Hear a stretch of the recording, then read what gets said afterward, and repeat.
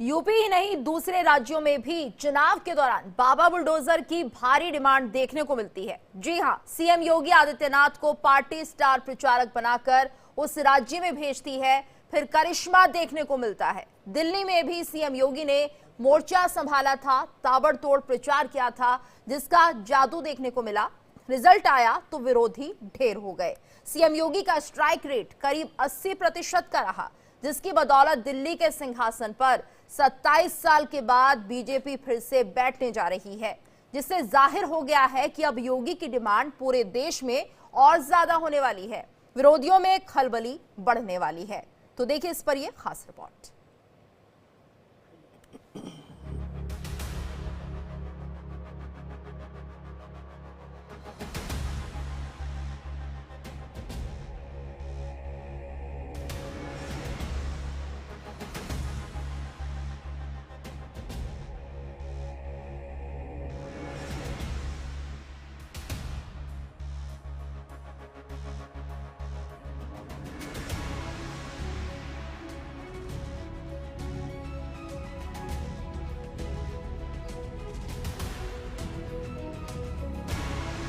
उत्तर प्रदेश के मुख्यमंत्री योगी आदित्यनाथ की लोकप्रियता किसी से छुपी नहीं है।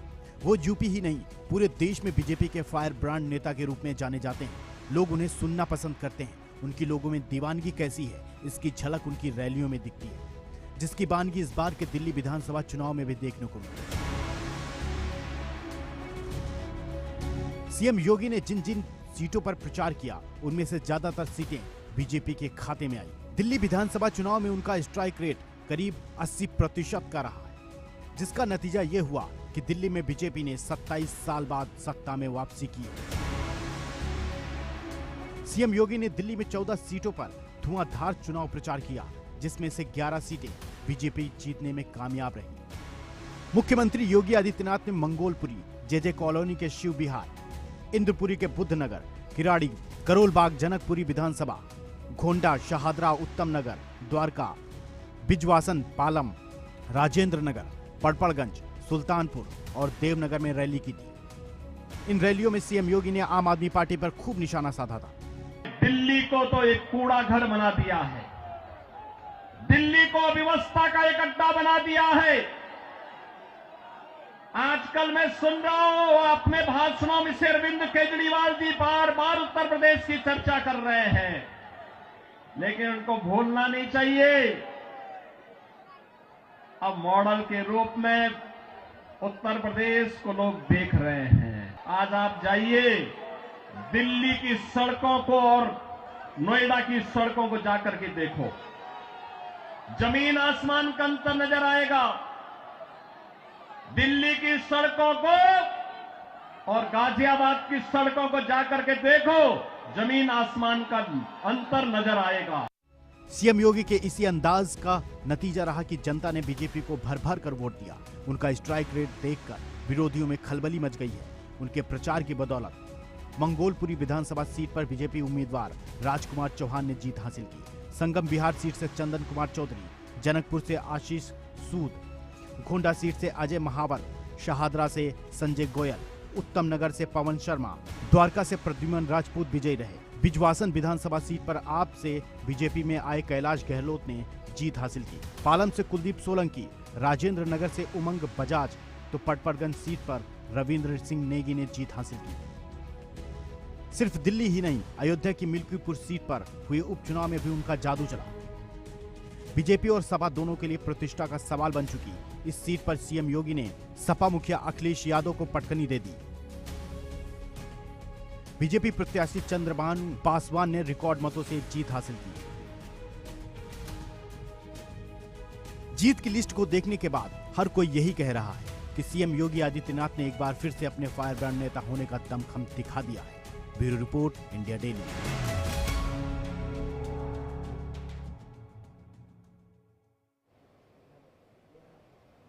तो तो आज चर्चा इसी मुद्दे पर, और जिस तरह से हमने देखा सीएम योगी आदित्यनाथ लगातार एक्टिव रहे दिल्ली में, और यहां पर देखिए 11 सीटें जिताने में वो कामयाब भी रहे हैं। इस वक्त हमारे साथ खास मेहमान भी जुड़ चुके हैं। सौरभ दुबे जी हमारे साथ जुड़े हुए हैं, राजनीतिक विश्लेषक है।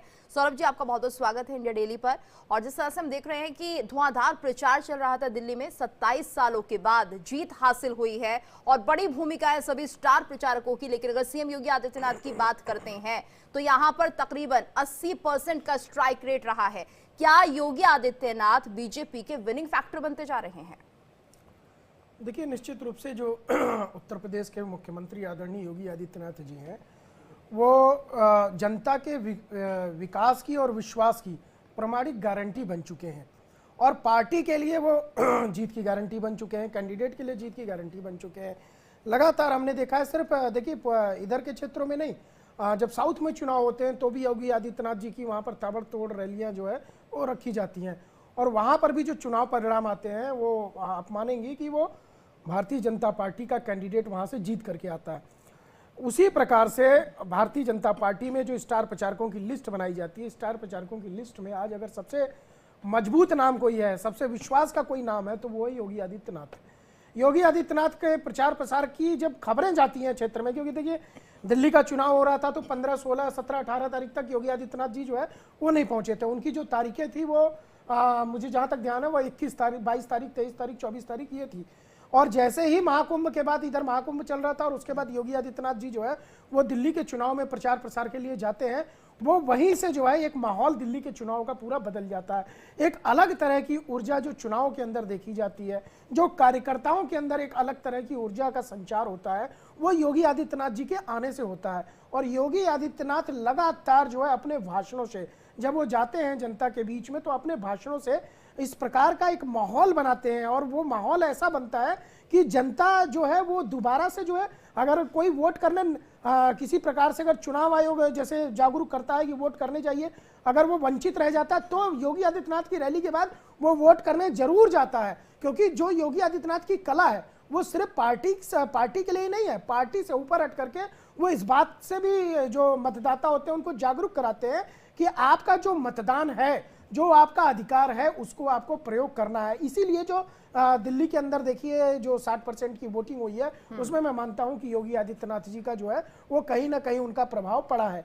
और जनता जो है, जनता जो पार्टी की होती है, पार्टी के साथ साथ जो विपक्ष के लोग होते हैं, कई बार मैंने देखा है कि योगी जी की रैलियों में पाए जाते हैं। कई बार आप योगी जी के रैलियों में देखेंगे सिर्फ भारतीय जनता पार्टी के लोग नहीं होते, कुछ अन्य पार्टियों के लोग आते हैं। वो किस लिए आते हैं? वो सिर्फ योगी आदित्यनाथ जी का भाषण सुनने के लिए आते हैं। और जब कोई भाषण सुनता है तो निश्चित रूप से प्रभावित भी हो जाता है। तो मुझे लगता है कि जो एक बड़ी कला योगी आदित्यनाथ जी के अंदर सबसे ज्यादा रही है, वो यही रही है कि जो रैलियां करते हैं उसका स्ट्राइक रेट बहुत तगड़ा निकलता है। इसी शैली को समझने की कोशिश आज हम कर रहे हैं, क्योंकि देखिए अगर 80% का स्ट्राइक रेट है, दूसरा उनके जो नारे होते हैं, एक जो सबसे बड़ा जो नारा इनका रहा है वो है बटेंगे तो कटेंगे, कटेंगे तो बटेंगे। और ये जो तमाम तरीके के नारे हैं वो एकदम सीधा सटीक दिशा में जाते हैं। इसके पीछे क्या रणनीति रहती है उनकी?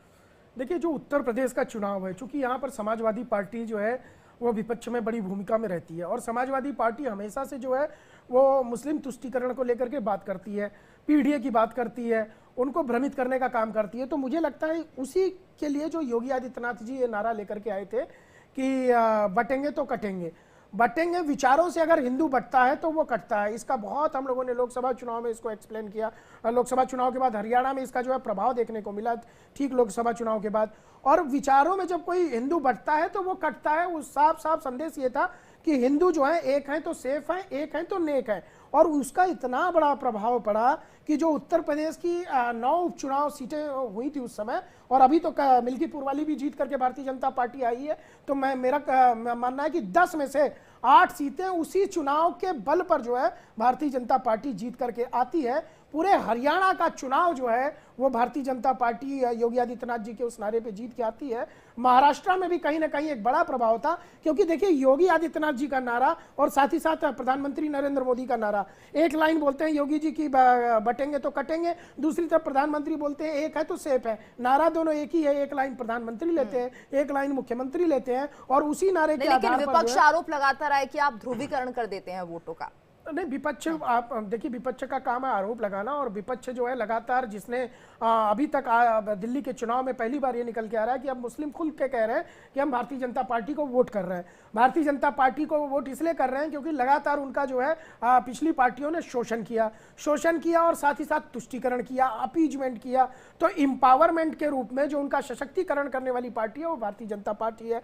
तो इस प्रकार से जब मुस्लिम खुद अलग थलग पाते हैं समाजवादी पार्टी से अपने आप को या अन्य पार्टियों से, तो ये निश्चित रूप से समाजवादी पार्टी तो आरोप लगाएगी, क्योंकि देखिए अगर आपके जो पिछड़े, दलित और ये सारे लोग जो है भारतीय जनता पार्टी को वोट करते हैं, तो कहीं ना कहीं ये मानना चाहिए कि समाजवादी पार्टी के पास खिसियानी बल्ली खंबा नोचे वाला हाल हो गया है। आरोप लगाने के अलावा कुछ नहीं रह गया। बटेंगे तो कटेंगे, स्पष्ट रूप से बताया गया कि हिंदुओं को एक साथ होकर के वोट करने वाली बात कही गई थी, और बड़े पैमाने पर यह कहा गया था कि मुस्लिम भी साथ में है, पूरे भारतवर्ष को एक साथ रहने की बात कही गई थी। तो पूरे भारत को जब भी हम बटे थे, पहले मुगलों ने जो हम हिंदू एक थे तो जो है वहां पर कटे नहीं, तो इसी प्रकार से वो उदाहरण पेश किया गया था कि जब पूरा समाज, पूरा भारत एक रहता है, पूरा उत्तर प्रदेश 25 करोड़ जनता एक रहती है, तो वो विचारों से कटती नहीं है। यही उसका उद्देश्य था, यही नारा था। सिर्फ जो है बाकी पार्टियों जो तुष्टीकरण करती है उनके लिए भी एक मैसेज था कि वास्तव में किसी एक समाज का जो है, किसी एक समाज के वर्ग का जो है वो आप तुष्टीकरण मत करिए, उनका सशक्तिकरण करिए, उनको लाभ के पद पर पहुंचाइए। और योगी आदित्यनाथ की सरकार वही कर रही है। प्रधानमंत्री नरेंद्र मोदी जी के नेतृत्व में भारतीय जनता पार्टी भी वही कर रही है। जी अच्छा सौरभ जी, ये भी बताइए, क्योंकि जिस तरह से हम देख रहे हैं, ठीक है, कट्टर हिंदू की छवि है सीएम योगी आदित्यनाथ की, और ऐसे में कहा यह भी जाता है कि आप एक तरह से बंटवारा करते हुए दिखाई देते हैं। लेकिन अगर हम दिल्ली चुनाव की बात करते हैं तो सभी धर्मों का साथ यहाँ पर मिलता हुआ दिखाई दिया है। चाहे हम इसमें मुस्लिम धर्मों की भी बात करें तो उन्होंने भी एक भरोसा जता दिया है, क्योंकि उत्तर प्रदेश में देखा किस तरह से यहाँ पर जब सीएम योगी काम कर रहे हैं तो सभी धर्मों को साथ लेकर चल रहे हैं, तो विश्वास बढ़ा है अब। नहीं, बिल्कुल, दिल्ली के चुनाव में तो दिल्ली के चुनाव के परिणाम के बाद जो है मौसम बदला है, मौसम से मिजाज बदला है, और उस मिजाज से मुसलमान भी बदला है। मुसलमान तो खुल करके कह रहा है, मैंने तमाम चैनलों पे सुना, तमाम जो है मुस्लिम जो है स्कॉलर हैं बड़े बड़े, वो कह रहे हैं कि हमने भारतीय जनता पार्टी को वोट किया। और वोट इसलिए नहीं किया, वोट उन्होंने इसलिए किया कि भारतीय जनता पार्टी से कह रहे हैं कि हमें हमेशा जो है जो भी योजनाएं थी, सरकारी योजनाएं, उसका लाभ तो हम उठा रहे थे, लेकिन हमारे यहाँ कुछ लोगों ने जानबूझ करके भारतीय जनता पार्टी को विलन बनाने का काम किया, मुसलमानों का दुश्मन बनाने का काम किया। बोला तो उनका कहना है कि अब हम इस बात को नहीं मानते, हम ये मानते हैं कि वास्तव में भारतीय जनता पार्टी इस देश की एक ऐसी पार्टी है जो पूरे समाज के सभी वर्गों को लेकर के उनके सशक्तिकरण के लिए, उनके एम्पावरमेंट के लिए काम करती है। इसी विश्वास के साथ मुसलमान भी भारतीय जनता पार्टी को वोट कर रहा है। हमारे साथ एक और खास मेहमान जुड़ गए हैं, शेखर कुमार जी हमारे साथ जुड़े, राजनीतिक विश्लेषक हैं। शेखर जी, आपका बहुत बहुत स्वागत है इंडिया डेली पर। और आज हम चर्चा कर रहे हैं किस तरह से सीएम योगी आदित्यनाथ ने जब दिल्ली में भी चुनावी रैलियां की तो देखिए 11 सीट जीतने में कामयाब हो गई है बीजेपी, और स्ट्राइक रेट रहा है सीएम योगी का 80%। इसी पर आपका रिएक्शन हम लेना चाहेंगे, क्योंकि हम देख रहे हैं शेखर जी, जिस तरह से सीएम योगी आदित्यनाथ भाषण देते हैं, लोगों को अपील करते हैं, कहीं ना कहीं लोगों पर एक बड़ा प्रभाव छोड़ जाते हैं। देखिए, मुझे तो ऐसा लगता है कि दिल्ली दल योगी आदित्यनाथ जी बहुत धन्यवाद करते होंगे केजरीवाल जी को कि आज उनकी वजह से वो बचे हुए।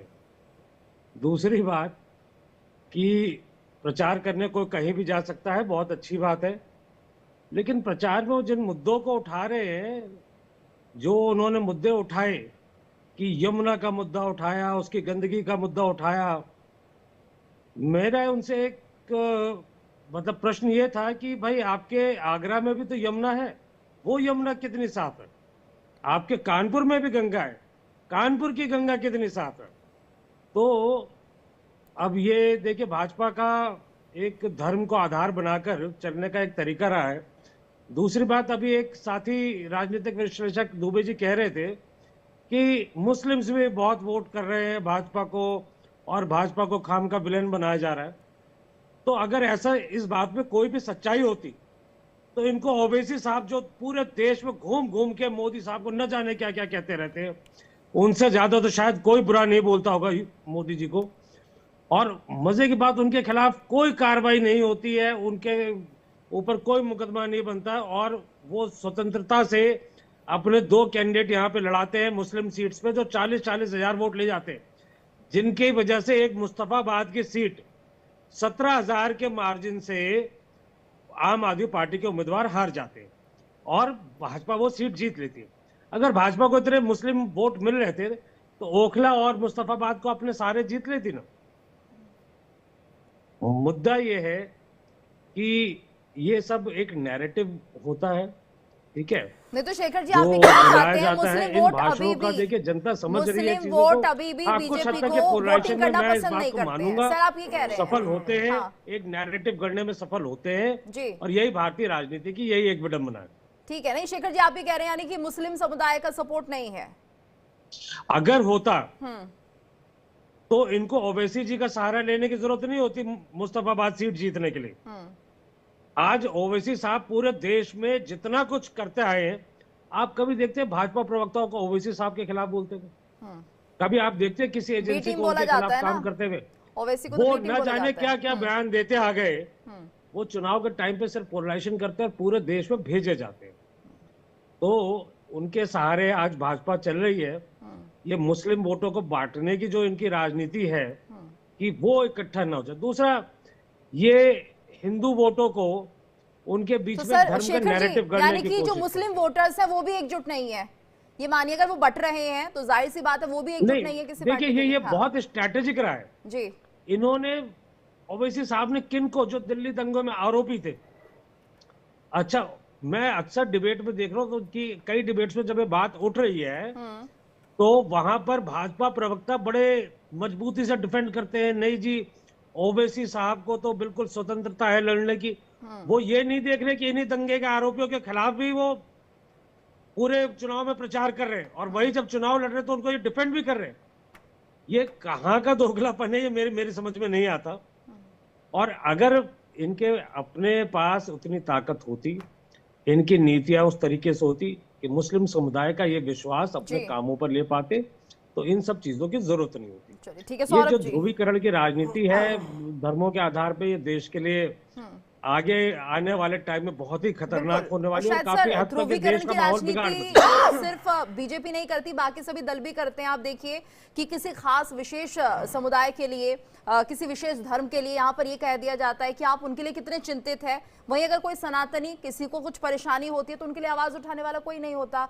सौरभ जी इत्तेफाक रखते हैं इस बात से? मुझे बड़ा आश्चर्य होता है कि ये देश एक लोकतांत्रिक देश है। भारतीय जनता पार्टी तो चुनाव कराती नहीं है भाई। चुनावी एक प्रक्रिया है, संवैधानिक संस्थाएं हैं।